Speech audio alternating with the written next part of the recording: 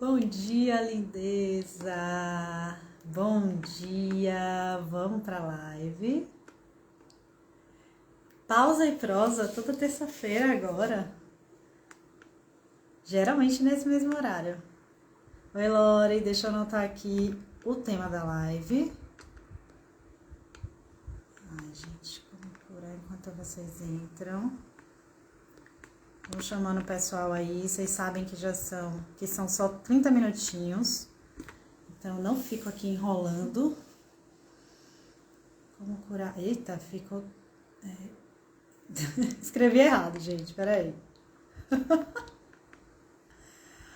Bom dia, querido Dionésio.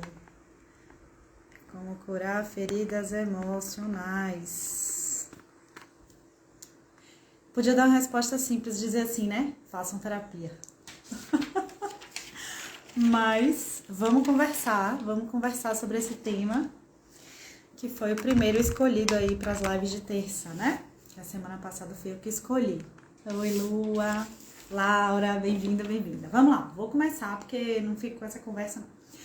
Muita conversa, não. Queria que vocês escrevessem aqui embaixo o que é que vocês entendem, né, por ferida emocional. O que é ferida emocional para vocês? Vamos dar essa pausa aí com essa reflexão um pouquinho profunda, né? A gente falar sobre ferida emocional é uma pausa, assim, uma prosa um pouquinho puxada, mas vamos lá. Enquanto vocês pensam aí, respondem o que vocês entendem, eu queria fazer uma comparação com quando a gente fala o nome ferida, né, emocional, a gente pode fazer uma analogia aí com uma ferida que a gente tem no nosso corpo físico. Então, pensa que quando a gente tem essa ferida, né, quando a gente não cuida, quando a gente ignora, percebe que a gente fala assim, eu magoei a ferida, né? Quando você tá com um machucado e aí você fala, magoou a ferida, porque o que aconteceu para você magoar? Geralmente você bateu em algum lugar e aí veio alguma coisa e passou por cima novamente, né? Ou alguém tocou, alguém encostou. E o que é que você deixou de fazer? Não vou nem dizer o que você fez. O que é que você deixou de fazer para que essa ferida que estava, não estou falando de uma ferida física, tá? Que estava aqui no seu braço, fosse magoada, né? O que é que você deixou de fazer para que alguém tocou de novo? Eu estou falando bem direto, assim, bem do básico, porque é super simples isso, né? Mas isso traz muita... A gente pode fazer muita conexão dessa ferida emocional com a ferida física. Deixa eu ver aqui o que vocês estão falando. Laura disse, traumas de infância, relações feridas. Lua tá dizendo quando sentimos nosso coração machucado, mágoas. Tá, gente, é isso, né? Então, eu vou falando aqui dessa feridinha. O que aconteceu? Na minha visão, eu não dei atenção àquela ferida. Como eu não dei atenção àquela ferida, eu não cuidei dela, pode ter vindo poeira e machucou, infeccionou, pode ter alguém passado a mão, eu posso ter me batido. Já aconteceu com vocês de estar com o dedo, a gente diz assim, mas eu tenho uma afta, e aí você tem uma afta e aí você morde o lugar da afta. Né? Ou você tá com um machucado no pé, deu uma topada, aí você dá uma topada de novo no mesmo lugar, né? E vejam como isso acontece com a gente também na nossa vida emocional. Quantas coisas estão feridas e a gente vai e faz de novo. Claro que a gente não tem culpa, né, de estar fazendo isso de novo. Mas eu acho que o ponto crucial que eu queria trazer para vocês com relação à cura de uma ferida emocional, né? Até porque a gente está falando de cura, que a gente precisa olhar e cuidar dessa ferida. Assim como a feridinha no braço, assim como a topada, a gente precisa estar atenta ao que está acontecendo a partir daquilo que nos feriu, daquilo que nos fere. Porque se a gente simplesmente ignora finge que aquilo não está ali. Bom dia, Thelma. Se a gente finge que aquela ferida, aquela dor, aquela mágoa, ela não existe, o que é que vai acontecer? A gente vai se machucar novamente. Alguém vai enfiar o dedo nessa ferida, né? A gente vai se machucar, a gente vai passar novamente e aí trazendo para o emocional, a gente vai passar pela mesma situação novamente, porque a gente não está atenta ao que está acontecendo, seja no nosso corpo físico, com a feridinha física, seja no nosso corpo emocional, certo? Vão me dizendo aí se tá fazendo sentido para vocês, vão complementando, porque a minha ideia, eu já vou até contar aqui para vocês, a minha ideia, não sei se vai dar certo, é quem sabe ano que vem a gente expandir essa pausa e prosa aí, né, sair do Instagram e ir para um lugar que vocês possam falar também, né, que eu possa escutar vocês. Mas, enquanto isso, a gente vai aqui. Eu vou pedindo para vocês também escreverem, né? Pra gente poder trocar essa ideia, porque é uma prosa, né? Então, aí a gente voltando, né? Lá para as nossas feridas emocionais. Elas não são necessariamente só da infância, tá? Muitas vezes na infância é onde a gente vai, principalmente na primeira infância. Principalmente, ó, vamos lá, o máximo do máximo de cuidado que a gente precisa ter até os 3 anos de idade, 2, 3 anos. E depois continuar com muito, muito cuidado até os 7, que é o período de formação da nossa personalidade. Oi, Raíssa. Oi, Mila. Bom dia. Que é a formação da nossa personalidade. Então, até os 7 anos, gente, vai dizer muito sobre como a gente vai se comportar, como a gente vai lidar com as situações do mundo. Mas não quer dizer que as feridas elas só surjam nessa época. E também não quer dizer que mesmo com uma infância feliz a gente não pode ter feridas, né? É algo que é natural, até porque... Bom dia, Cris. Até porque a gente continua adulto e a gente continua se machucando com algumas coisas, né? E em alguns momentos a gente também tá feliz, mas tem alguma coisa, sei lá, né? Tá com a vida boa, mas também é uma topada, é um machucado. Sempre fazendo essa analogia aí com as feridas do corpo físico, tá?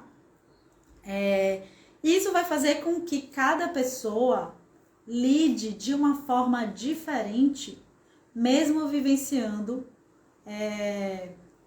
situações parecidas. Então, a forma como eu fui ensinada pelos meus pais, a forma como as coisas que eu já trago da minha genética, né, as minhas tendências, digamos assim, mas a forma como eu interpreto, né, isso aí faz com que eu interprete o mundo, cada pessoa, cada um de vocês que está aqui vai interpretar o mundo de uma forma completamente diferente, né? A gente vai ver uma situação, se digamos que a situação seja um objeto que eu coloco aqui na minha mão, sei lá. Vocês podem até dizer, por causa da luz, mas assim, aqui é laranja, né? Algumas pessoas, todo mundo aprendeu que isso aqui é laranja. Mas para quem tem algum problema de visão, isso pode ser uma outra cor. E mais, o laranja, eu não sei como é que vocês enxergam laranja, né? Eu precisaria estar dentro do olho de vocês, dentro de vocês, para saber se a forma como eu enxergo esse laranja, esse verde que é meio azulzinho, né? Cada uma dessas cores, a forma como eu vejo é diferente da forma como vocês veem. Isso é fato, né? Não sou eu que estou dizendo, não. A gente não tem como saber se o tom que eu vejo é o mesmo tom que vocês veem. Isso significa que na vida, quando a gente passa por uma situação, seja positiva ou negativa, tá? Não precisa ser só uma situação negativa. Eu vou enxergar de uma forma e cada um de vocês vai enxergar de uma outra forma. E o resultado disso vai fazer com que eu lide com aquela situação de formas diferentes. Vou dar um exemplo. Uma criança chorando no berço. Uma criança que ficava muito tempo chorando no berço. E aí, né, se esgoelando lá e os pais achando que aquilo era uma coisa boa, porque isso, eu já ouvi frases do tipo, ela vai aprender a se virar sozinha, mas é só um bebê, ele não tem como se virar sozinho, tá? Então, aquele bebê, ele pode entender que o mundo, que ele pode gritar o que ele quiser e que o mundo nunca vai ouvi-lo. Então ele pode sentir que ele não tem lugar no mundo. E crescer e se tornar um adulto que acredita que não tem lugar no mundo, tá? E isso, como vocês percebem, não é racional. Por que é tão inconsciente? Porque é algo de que você não consegue nem refletir, né? Porque o bebê, ele não tem essa capacidade cognitiva. É uma interpretação que vai ficar aí, é uma memória que vai ficar implícita, a gente chama de memória implícita quando a gente trabalha com isso, é um trauma que guarda, né, que fica guardado ali no seu corpo e que você muitas vezes não sabe explicar. Outra criança, voltando pela questão, né, de cada pessoa interpreta no mundo, outra criança, ela pode querer continuar insistindo e se tornar muito apegada. Então, a primeira criança se torna um adulto que resolve tudo sozinho, que dá conta de tudo e que aí pode se sobrecarregar, que pode achar que ela tá sozinha para sempre, que se isolar do mundo, se fechar, tá? E ser uma pessoa extremamente reservada, não de uma forma...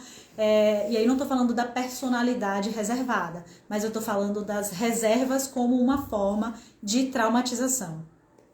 Aí a gente vem para uma outra pessoa, né? O segundo exemplo que eu tava dando, uma pessoa que se torna um adulto que, mesmo tendo ficado ali chorando, ela continua acreditando que ela precisa continuar chorando para ter o amor das pessoas. Então aí ela vai se tornar o contrário daquela primeira pessoa que eu falei, que não vai querer ajuda de ninguém, vai achar que se basta sozinho, e ninguém se basta sozinho, tá? Porque nós somos seres sociais, tá? Seres gregários, a gente precisa do nosso grupo, do nosso bando. E aí a pessoa vai para um outro extremo, digamos assim, né? De que precisa sempre estar com alguém. Aí mulheres que infelizmente se envolvem em relacionamentos tóxicos, que acreditam que precisam do parceiro ou de uma parceira para estar sempre bem, que tem ciúme das amizades. Eu não estou dizendo que é uma relação direta, tá, gente? Por favor, queria falar isso com muito cuidado, porque não existe, na minha percepção, né? Nas teorias que eu estudo, vocês jamais vão me ouvir dizer que fulano é assim porque isso aconteceu na infância, tá? Porque são possibilidades. São possibilidades, porque nós somos muito mais complexos do que isso, tá? Então aí a gente vai ver pessoas se envolvendo em relações abusivas, que estão sempre ali carentes, buscando a aprovação do outro, porque na infância elas entendiam que elas precisavam chorar muito, né? Para que ela conseguisse aquele amor da mãe, do pai, que deixou ela chorando no berço, ou de outro cuidador, cuidadora, tá? Deixa eu ver se vocês estão falando alguma coisa aqui. Como é que tá chegando aí pra vocês? Laura falou, live maravilhosa. Gratidão a você, Laura, por estar aqui. Oi, Aline, bem-vinda. Nádia também chegou aí. Antônia, é isso, gente. Vão comentando aí, por favor, né? Pra eu saber se tá fazendo sentido aí pra vocês. Se vocês tiverem dúvidas, comentários, enfim. Eu tô aqui, tá? E aí, eu queria aproveitar que eu tava falando sobre essa parte do bebê, né? Pra gente saber que é o trauma, que a ferida, ela não é só aquela que eu sei que aconteceu comigo. Ela não é só aquela que eu posso chegar numa terapia, por exemplo, e dizer: quando eu tinha 15 anos, meu pai falou tal coisa pra mim. Quando eu tinha 5 anos, eu caí da bicicleta e por isso eu não consigo confiar em tal coisa. Certo? Não é só essa que a gente se lembra e que a gente verbaliza. Muitas vezes as nossas feridas, elas estão escondidas por trás de algum comportamento, né?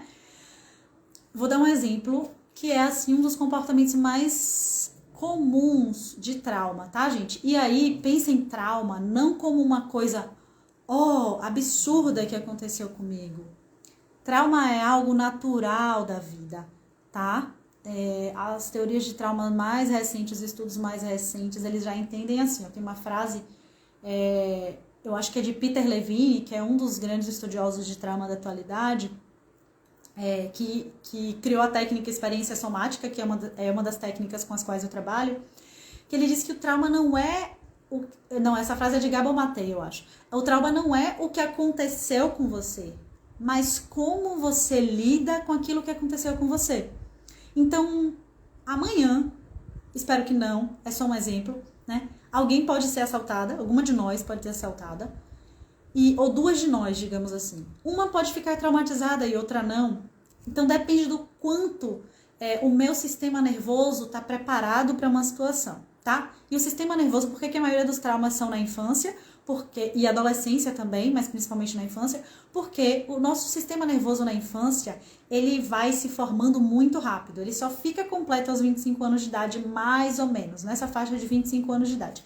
E o sistema nervoso é esse que faz com que a gente se relacione com o mundo. Então, se eu tenho um sistema nervoso imaturo, que não consigo me regular emocionalmente, não consigo entender o que está acontecendo comigo, com as minhas emoções, quanto mais imaturo, obviamente, muito mais difícil de eu saber lidar com as situações externas. Opa, travou, mas acho que já voltei. Com as situações externas, muito mais difícil eu lidar com o que me chega de fora, porque eu não tenho um sistema nervoso completo, tá bom? Espero que esteja ficando claro aí, vocês estão dizendo que tá claro, Laura... Muito sentido. Fala um pouco das névoas, sombras e feridas no dia a dia, interferência nas relações. Tá, era exatamente nesse ponto que eu tava chegando agora. Vamos lá. E aí, o que é que acontece? Um dos principais, não sei se é um dos principais, gente, mas eu acho que é o que eu vejo muito, assim, chegar... E eu vejo na minha própria vida, né? Eu tava dizendo pra vocês primeiro que trauma não é uma coisa, aconteceu um trauma. Muitas coisinhas pequenas, né, acontecendo, como aquilo, o bebê que fica sempre no berço, né, uma mãe que sempre diz não e que não, às vezes não olha nos olhos, pais e mães que trabalharam muito e chegam em casa muito cansados para ficar com seus filhos, isso pode traumatizar a criança, não é culpa necessariamente dos pais, tá? Não tem culpado aqui, porque a gente vai reproduzindo muitas vezes o que a gente recebeu, tá? Então, dito isso, que trauma não é, fui assaltada, trauma não é, sofri um abuso, isso é trauma também, tá? Mas as teorias mais atuais de trauma, elas já trazem esse trauma, por exemplo, de desenvolvimento, que é essa forma como eu vejo, como eu me relaciono com o meu cuidador ou cuidadora, né? Pai ou mãe, os dois ou um outro cuidador. E aí, no dia a dia, como é que a gente pode identificar essas feridas? Quando a gente tem, uma das coisas que eu percebo muito forte é quando a gente tem uma reação exagerada a algo que nos acontece. Eu falei da topada no início da live. Vamos falar de uma coisa mais física, mais óbvia, mais direta. E aí eu tomo uma topada, e aí eu xingo, eu grito, eu fico com raiva, e eu passo o dia inteiro pensando naquela topada. Isso é desproporcional. É desproporcional também eu tomar uma topada e não fazer nada com isso. Não colocar um gelo, fingir que não doeu, e aí depois o que é que acontece? Eu posso perceber que o meu dedo tá com uma luxação, ou até que teve uma pequena torção, enfim, um machucado porque eu não cuidei, não olhei, porque eu minimizei. Então, minimizar ou maximizar demais, né? Colocar assim nos extremos uma situação um pouco fora do que a gente compreende. É a palavra que eu não tô conseguindo achar. É uma reação exagerada mesmo, né? Exagerada para mais ou exagerada para menos. Faz com que a gente perceba que tem alguma coisa aí que precisa ser olhada, né? Eu dei esse exemplo da topada, mas eu vou dar um outro exemplo, aparentemente bobo. Digamos que algum de vocês escreva aí no chat, agora durante a live, ou depois venha no meu direct e diga assim: Anália, você tá feia nessa live. Ou Anália, você tá com olheira, eu tô mesmo, ó. Você tá com olheira. Anália, você falou uma coisa que eu não concordei. E aí eu começo a xingar essa pessoa, seja aqui na live ou seja no direct. Você que é isso, o problema é seu se eu tô feia e tal. E eu começar a fazer aquele escândalo. Isso é totalmente desproporcional. Isso significa que tem algo ali em mim que me tocou, né? Mila já quis Mila já quis botar panos quentes aí na pessoa que disse que eu tô feia, que essa pessoa nem sei se existe, mas se vocês acharem, saibam que ok, né? Nem Jesus agradou a todos. Já dizendo aí que eu tô linda.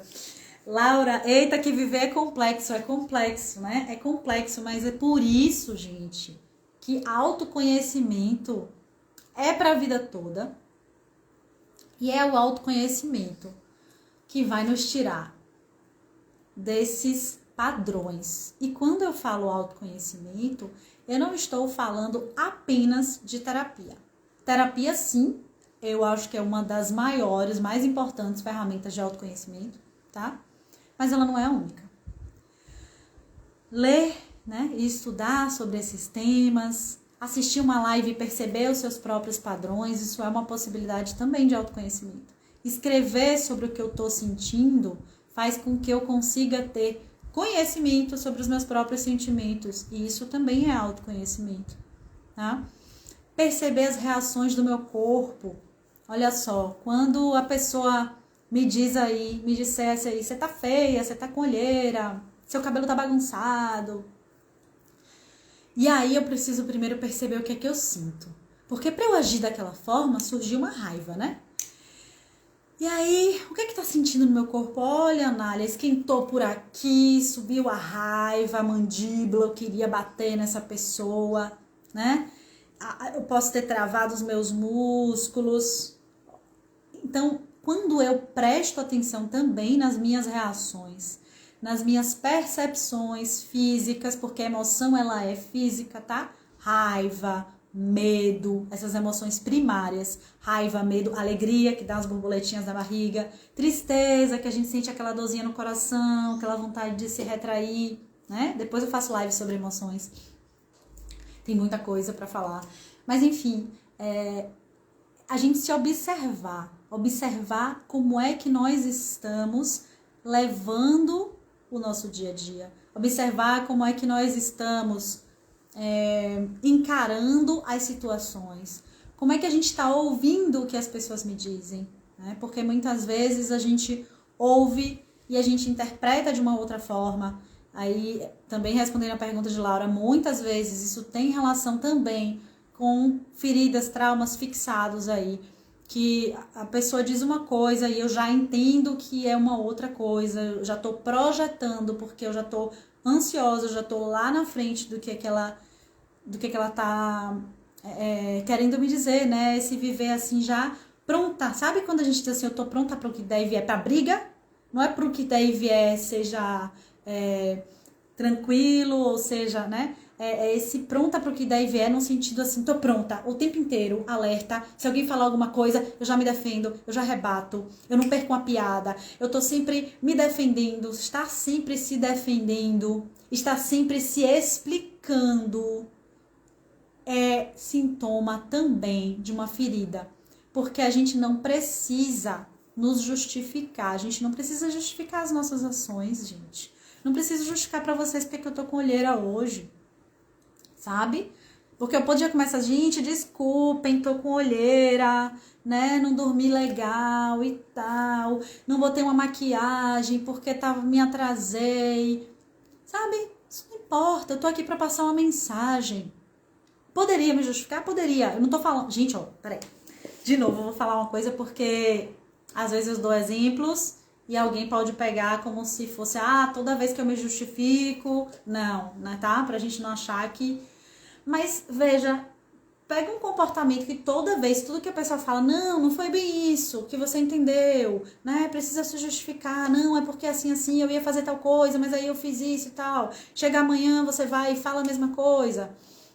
Todos os dias, muitos momentos da sua vida, você estar num processo de se justificar também é um sintoma de ferida, de traumatização. Vamos lá, o que foi que eu falei? Algumas, né? Vamos relembrar.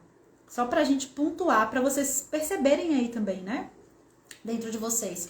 Essa necessidade de se justificar o tempo inteiro, né? Para as pessoas. Estar sempre em alerta, pronta pra briga, pronta pra se defender. Certo? Estar em relacionamentos que são abusivos e não perceber que é um relacionamento abusivo ou não conseguir sair dele. está extremamente carente, buscando sempre a aprovação de outras pessoas, tem uma reação exagerada a uma situação que acontece com você, né? Tomou uma topadinha e sai dando grito, ou então finge que nada aconteceu. E aí, isso eu falei para topada, mas vale também, de novo, para reações exageradas para mais ou para menos. Então, se você percebe uma pessoa que sempre passa por situações desafiadoras e ela faz como se nada tivesse acontecido, né? Ela não sente aquilo. Eu não tô falando aí de como cada pessoa externa a sua dor, tá? Vou dar um exemplo. Uma pessoa que passa por um luto, tem pessoas que só choram no seu canto, que levam um tempo para chorar, que não aparentam muita tristeza, mas estão sentindo tristes. Mas quando ela tem uma sensação assim, quando é uma pessoa muito próxima e você perceber que a pessoa, poxa, tá passando por uma situação extremamente desafiadora e tá fingindo que nada tá acontecendo. Sabe aquelas pessoas que se jogam no trabalho para não ver o problema? Tá com um problema no relacionamento amoroso, se joga no trabalho para não ver. Tá com problema no trabalho e aí só quer ir pro relacionamento amoroso e unilateralizando a vida, indo só para um ponto, olhando só para alguma coisa, mergulhando fundo numa coisa só. Isso de uma forma constante, tá?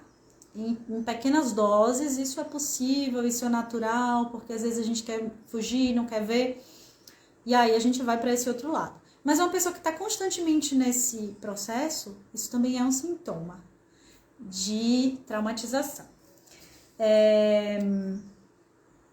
Que mais? Acho que muita coisa, né? São vários sintomas aí de feridas, né? De traumatizações. Então, como é que a gente faz para mudar isso? Primeiro, não é um processo fácil, não é um processo rápido, né? Mas também não precisa ser extremamente doloroso. A gente precisa olhar para as coisas, para as situações que nos aconteceram à medida que nós temos condições de, tá? Não adianta você chegar para sua amiga que está num relacionamento abusivo, por exemplo, e dizer: amiga, esse cara não presta, saia desse relacionamento, porque ela tá com uma lente que enxerga diferente, que não consegue perceber a realidade como ela é, porque o trauma, a traumatização, essa ferida profunda que ela está sentindo, faz com que talvez ela inverta a sensação de segurança, porque talvez a infância ela tenha vivido muita insegurança e foi isso que ela aprendeu. Então ela sofre, ela sabe que aquela pessoa não vale mais a pena, mas ela não consegue sair, tá? Então é um processo de ter muito cuidado com as pessoas que estão nesse lugar, porque não é fácil assim de sair, não é estalar o dedo e a mágica vai acontecer, tá? Trabalhar a capacidade de processar as emoções. Como é que eu aprendo e amplio a minha capacidade de processar as emoções? Sentindo. Vou falar de novo, porque isso é muito importante. Como é que eu amplio a minha capacidade de processar emoções? Sentindo.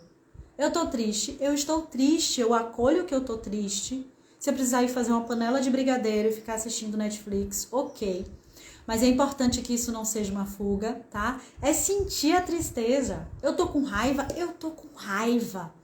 né? Eu digo a alguém que eu tô com raiva e eu espero essa raiva passar. Eu olho para essa raiva. Eu acolho, eu entendo, eu aceito que eu tô com raiva. Eu não posso botar para debaixo do tapete, mas também não devo me deixar entrar e levar por essa raiva, porque senão eu não tô processando, senão eu tô botando mais lenha na fogueira, e o que eu quero é esperar a fogueira baixar, né?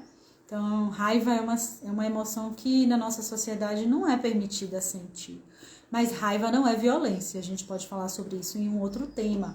Você pode sentir raiva e não necessariamente ser violento. A violência só chega quando eu não consigo processar a raiva que eu tô sentindo. E aprender a processar as nossas emoções, a acolher as nossas emoções, nos ajuda também a curar essas feridas emocionais. O que mais? Fortalecer a nossa autoestima. E eu não tô falando de passar creminho e de se achar bonita, tá? Ou de se achar inteligente. Ou dizer eu me amo, eu me adoro, eu sou perfeita, eu sou maravilhosa. Podemos ser todas essas coisas. Mas a autoestima não é sobre isso. Eu vou fazer uma outra live sobre autoestima, porque tem muitos detalhes para serem tratados. Mas a autoestima é a minha capacidade de dizer assim, eu me basto, eu posso enfrentar os desafios da vida. Eu posso pertencer aos grupos, né? Eu tenho direito de estar aqui onde eu estou. Isso é a base, assim, da autoestima, tá? E aí observar os nossos comportamentos e tentar novos comportamentos para velhos padrões. Porque toda vez que uma coisa acontece, eu faço isso. Uma vez que isso aqui acontece ou algo parecido, eu faço a mesma coisa. E aí, se desafiar a fazer pequenas mudanças de comportamento. Quer ver uma simples? Você gosta de fazer alguma coisa, mas aí, porque você não tem companhia, sei lá, você gosta de ir pra praia, mas você não tem companhia e você não vai. Se arrisca a ir pra praia um dia, nem que seja rapidinho. Tô falando isso como um exemplo aleatório e vocês vão percebendo o que é que pode encaixar na vida de vocês, tá? Se eu sou muito dependente do outro, de estar... Tenta fazer... eu preciso sempre da opinião de alguém para comprar uma roupa. Experimenta comprar uma roupa sem a opinião de alguém. Para ver como é que você se sente. Isso é um processo que a gente precisa também fazer passinho a passinho. Às vezes a gente tá pronta e a gente consegue fazer uma mudança super radical, tá? Mas esse não é o mais comum de acontecer. Tá bom, lindezas? 31 minutos. E como eu mantenho a minha palavra de fazer essas lives curtinhas, muito feliz de vocês estarem aqui. Acho que esse horário tá funcionando, né? Tá melhor do que a noite, porque a noite é sempre uma confusão. Eu também tô com mais clientes atendendo à noite. E é isso, minha gente. Se precisarem, estou aqui. E nos vemos na próxima terça. Depois eu vou postar nos stories algumas ideias pra gente escolher, pra vocês me ajudarem a escolher o tema, tá bom? Beijo, meus amores!